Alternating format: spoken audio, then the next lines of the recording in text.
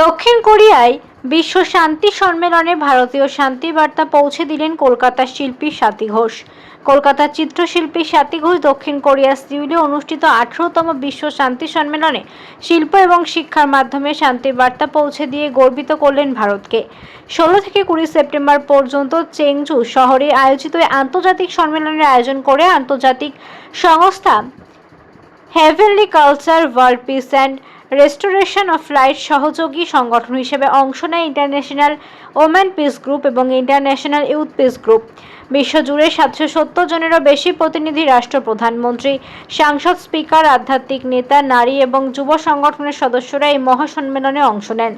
বিশেষ অতিথি এবং আন্তর্জাতিক বিচারক হিসাবে স্বাতী এবং ঘোষ ভারতের প্রতিনিধিত্ব করেন। এবছর ভারতের পাশাপাশি দক্ষিণ কোরিয়া এবং চেক প্রজাতন্ত্র থেকে আরও 2 বিচারককে আমন্ত্রণ জানানো হয়েছিল। স্বাতী বলে, আমাদের মূল লক্ষ্য শিল্প এবং শিক্ষার মাধ্যমে সাধারণ মানুষের মধ্যে শান্তির বার্তা ছড়িয়ে দেওয়া।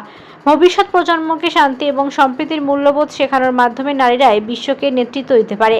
আলোচনার বিশেষ বিষয় ছিল নারীর নেতৃত্ব, শান্তি, শিক্ষা, সাংস্কৃতিক বিনিময় এবং বিশ্ব শান্তির জন্য declaration of peace and cessation of war কার্যকর করা।